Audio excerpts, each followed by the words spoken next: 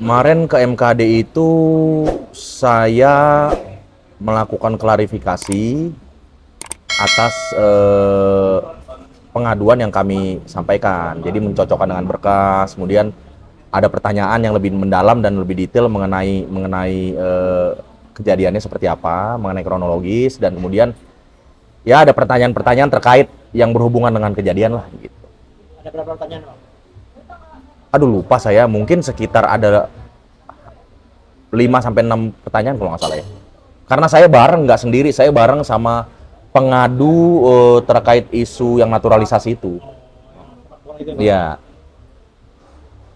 Terus Bang, gimana tanggapannya Bang terkait putusan MKD kemarin akhirnya memutuskan Ahmad Dhani bersalah? Ya yang pasti saya beserta kuasa hukum juga ini Pak Jajang, dan saya juga mewakili semua keluarga besar Pono itu, dan orang Indonesia Timur secara keseluruhan juga cukup mengapresiasi apa yang sudah dilakukan oleh MKD, bahwa MKD merespon laporan kami dengan cukup gercep gitu ya. Kita melapor itu tanggal 24 April ya, Pak Jajang ya, 24 April, dan kemudian kemarin sih itu sudah diputuskan dengan sidang bersama teradu gitu. Jadi kami mengapresiasi, walaupun saya pribadi dan kami juga keluarga besar juga agak sedikit kurang happy lah dengan sanksi yang diberikan, bahwa sanksinya adalah hanya harus meminta maaf dalam 7 hari ke depan gitu kan. Dan Ahmad Dhani memanfaatkan narasi itu, akhirnya begitu keluar dari pintu MKD dia langsung meminta maaf secara inklusif bersama media kan. Jadi itu dia berpikir bahwa itu dia sudah meminta maaf gitu. Padahal buat kami, buat saya, Dhani meminta maaf hari itu berdasarkan permintaan maaf itu lahir dari ketakutan dia akan apa yang sudah diperintahkan oleh MKD gitu kan. Jadi tidak lahir dari rasa bersalah, dari pemahaman bahwa ternyata gue melakukan kesalahan nih gitu. Jadi kami anggap bahwa belum ada permintaan maaf. Tapi yang kami apresiasi dan juga menjadi sangat positif buat kami, ini juga menjadi arahan dari tim kuasa hukum, bahwa putusan MKD ini sangat menjadi rujukan yang cukup powerful untuk melanjutkan proses hukum yang sedang berjalan hari ini gitu ya, jangan kira-kira ya. Jadi putusan bahwa Ahmad Dhani melanggar etik terkait penghinaan marga, suku dan ras itu menjadi rujukan, menjadi referensi yang kuat untuk tim penyidik di penegak hukum. Gitu kira-kira. Itu udah dilaporkan sampai mana Bang tahap laporan? Boleh dijawab. Untuk saat ini proses laporannya sudah limpah dari Barreskrim Mabes Polri ke Polda Metro Jaya, namun tetap menjadi atensi dari Barreskrim Mabes Polri. Kemarin kita sudah komunikasi dengan tim penyidik di Polda Metro Jaya.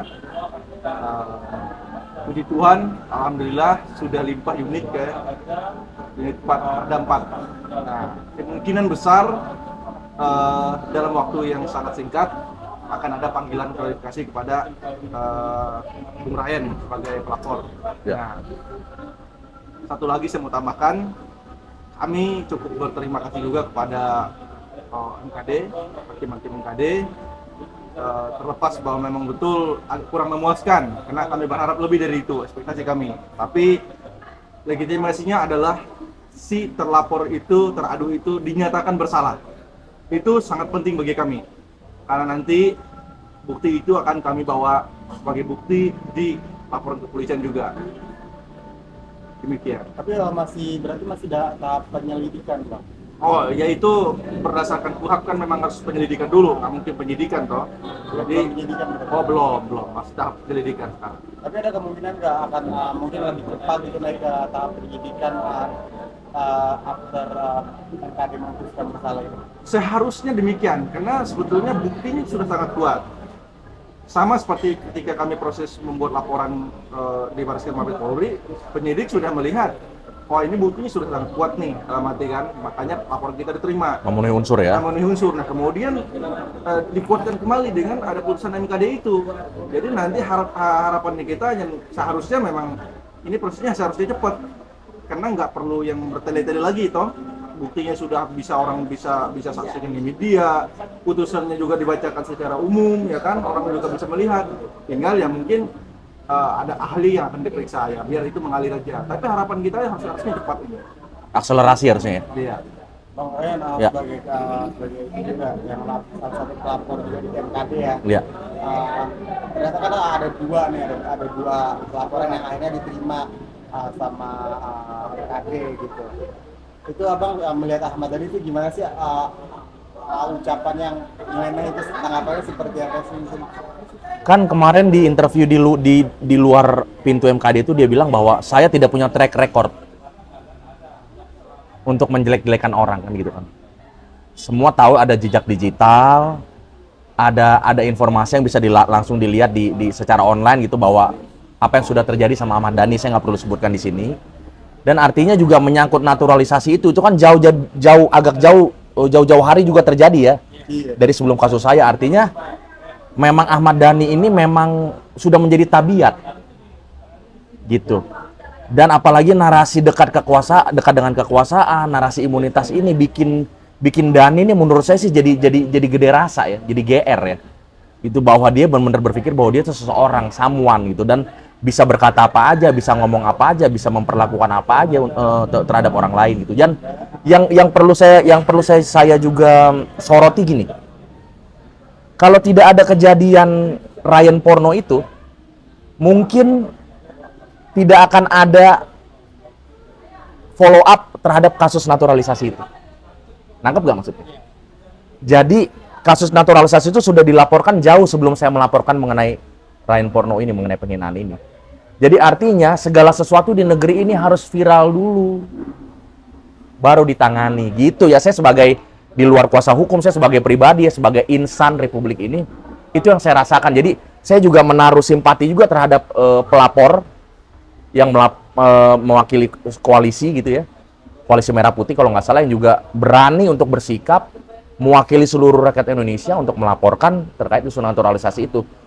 Bersyukur dengan adanya kasus kita yang viral ini kemudian bisa ikut terangkat akhirnya gitu. Nggak mungkin dong kalau saya doang yang di follow up sementara laporan sebelumnya enggak, kan gitu. Jadi saya bersyukur lah bisa gelombang ini bisa terbentuk, bahwa ini harus menyadari seorang pejabat publik, apalagi anggota dewan, anggota DPR RI gitu, bahwa semakin kekuasaannya semakin tinggi, jabatannya semakin tinggi, justru perilakunya harus semakin terbatas. Terkait sentuhan terhadap masyarakat, cara berkomunikasi bersama rakyat gitu kan. Jadi kan di dalam proses komunikasi isu royalti itu kan sebenarnya Ahmad Dhani bukan hanya sebagai musisi. Waktu dia debat sama saya, bukan hanya sebagai musisi dengan musisi, tapi sebagai wakil rakyat dengan rakyatnya. Gitu, makanya di pengujian sidang klarifikasi itu saya itu ada salah satu yang mulia, hakim yang mulia itu bertanya, kan waktu itu mungkin dia mau nguji saya ya, kan waktu itu Dhani bicara bukan sebagai anggota dewan, tapi sebagai musisi dan orang biasa. Loh, saya bilang, sepemahaman saya sebagai rakyat, Pak yang mulia, bahwa tugas dan tanggung jawab dan etika itu melekat kemanapun dia pergi. Etika dan tanggung jawab dan peran sebagai anggota DPR RI itu melekat kemanapun dia pergi. Gitu, itu tidak bisa lagi entitas itu dipisah-pisahkan gitu. Jadi mudah-mudahan ini jadi pelajaran yang baik buat generasi, karena menurut saya Ahmad Dhani itu sudah terlanjur merusak opini generasi. Generasi bisa berpikir bahwa apa yang Ahmad Dhani lakukan ini sah-sah aja dan nggak ada salahnya. Terbukti apa? Saya yang dibully kok. Bukan Ahmad Dhani yang dibully. Gitu. Jadi lewat fenomena ini harusnya juga partai pengusung Ahmad Dhani juga bisa menjadi bahan pertimbangan. Bahwa Dhani ini sudah menjadi etalase kan untuk nama baik citra partai gitu. Jadi harus dipertimbangkan ya, kira-kira gitu Pak Jajang ya. Begitu kira-kira. Jadi bumerang dari partai ini. Oh, jelas. Bang, sebagai praktisi hukum itu Bang, melihat kasus Ahmad Dhani yang sama koalisi yang sepak bola itu, ucapan itu sebenarnya itu masuk kategori apa sih Bang? Mau ke pencemaran baik lah atau gimana? Begini, kalau yang kenapa masuk gitu kan, itu kan hanya penyampaian ide gitu. begini, kalau kita melihat ya terkait dengan naturalisasi itu, anggota dewan itu ada peraturannya. ada namanya peraturan anggota dewan. Kemarin saudara teradu itu saudara Madani dinyatakan bersalah melanggar, kalau saya nggak salah pasal 2 atau pasal 3 ya, tentang peraturan anggota dewan. Nah, di situ tuh dinyatakan begini, kurang lebih begini bunyinya kalau tidak salah. Anggota dewan itu atau anggota DPR itu harus menjaga lisannya atau perilakunya di dalam maupun di luar Sidang. sidang atau anggota sebagai anggota dewan. Artinya di masyarakat pun dia itu harus menjaga lisannya. Nah, terkait dengan pernyataan organisasi itu, apa hubungannya sih tentang orang kulit putih, kulit hitam, tentang pemain bola? Nggak ada hubungannya. Orang main bola kan menjadi jagonya, bukan jadi kulitnya. Nah, di situ dia melanggar kode etik. Nah, kode etik itulah yang disidangkan kepada oleh MKD. Jadi kalau melanggar hukum secara universal ya, kalau naturalisasi itu memang tidak masuk kategori pelanggaran hukum, tapi pelanggaran kode etik. Tapi kalau kita mau ngomong ras, suku dan budaya, itu bisa kena dia. Karena nggak boleh ngomong begitu, itu rasis namanya. Itu masuk ke rasis. Sama seperti dia kemarin sempat ngomong membicarakan terkait dengan Rain Pono menjadi Rain Pono. Rain Porno, iya. Nah itu kan Pono itu kan ras atau marga di sana. Iya. Itu kan kena rasis juga. Mensreanya ada ya Serianya masuknya. ada. Itu masuk ke pelanggaran hukum. Iya. Gitu. Kalau ini selama 7 hari misalkan Ahmad Dhani tidak muncul, gimana? Oh, kalau saya yakin seorang yang penuh kedikdayaan seperti Ahmad Dhani itu tidak akan minta maaf. Saya yakin Ahmad Dhani lebih rela menjalani proses ini,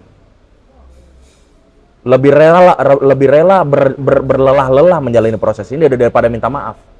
Karena arogansi dia melebihi apapun, melebihi kekayaan, melebihi popularitas. Wah, pokoknya kalau bisa di grafik itu arogansinya ada di sini nih.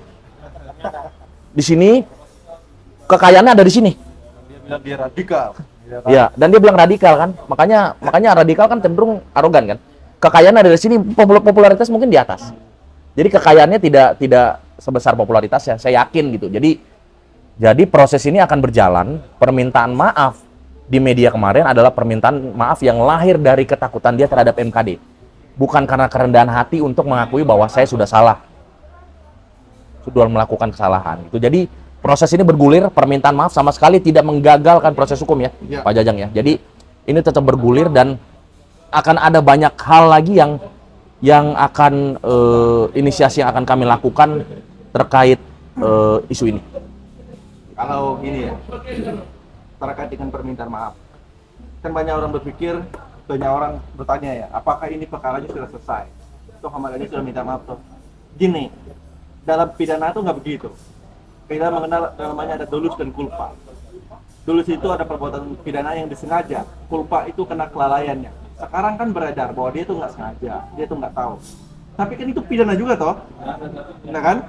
Jadi dia nggak bisa menghindari proses hukum yang sedang berjalan, khususnya yang sedang di Polda. Jadi kita pun ya sudah, kita tetap maju pada track kita aja, kita nggak akan mundur sampai letak di mana sih orang ini kok dia merasa dia jago banget gitu loh. Emang dia merasa bahwa hukum itu dia yang pegang, enggak kan? Jadi sekarang proses permintaan maaf itu pun di MKD kemarin kita bisa nilai kok, kalau nggak dipaksa oleh MKD dia nggak akan minta maaf, dia nggak akan menyesal.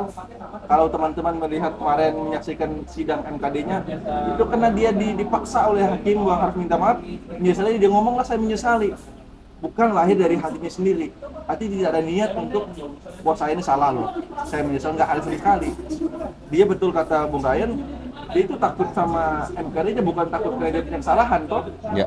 Nah sekarang pidananya berjalan aja, dan kita berharap sih ini berjalan dengan adil gitu loh, fair. Apalagi gini, dia itu kadernya Gerindra.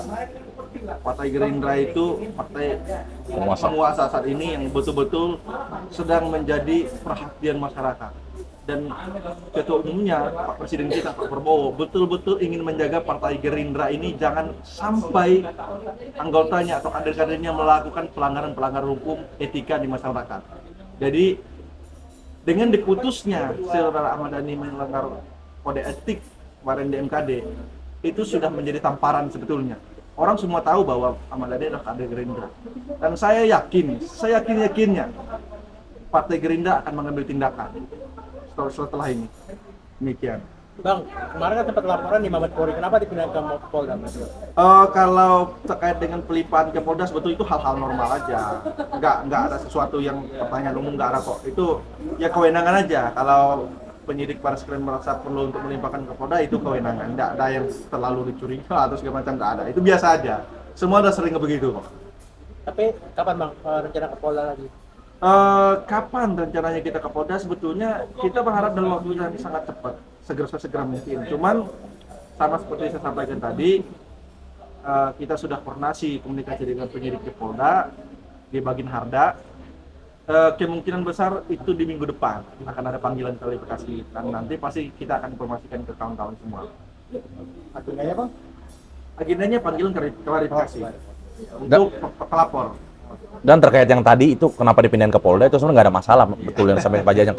Yang masalah adalah ketika kita bikin laporan ditolak dan disuruh ke Polda. Nah, itu baru lemah. Tapi artinya kan semua masih di bawah atensinya Mabes Polri.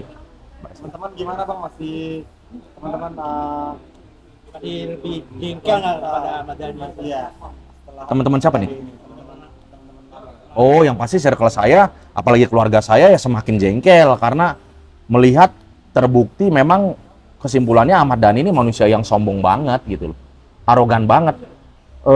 Untuk bikin seseorang Ahmad Dhani itu bisa minta maaf tuh membutuhkan sidang dari MKD yang dimana sidang ini kita tahu ini kan menggunakan fasilitas rakyat, fasilitas negara, uang negara di situ ada gitu, uang operasional gitu ya.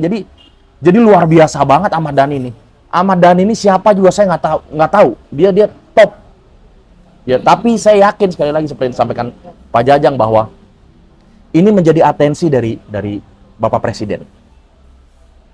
Gitu, sebagai panglima tertinggi bangsa ini, presiden, dan sebagai juga ketua umum Gerindra, saya yakin ini menjadi atensi karena Ahmad Dhani benar-benar menjadi role model yang buruk terkait menjaga citra, menjaga nama baik dari partai itu dan institusi DPR gitu sih. Oke. Thank you, Bang. Thank you.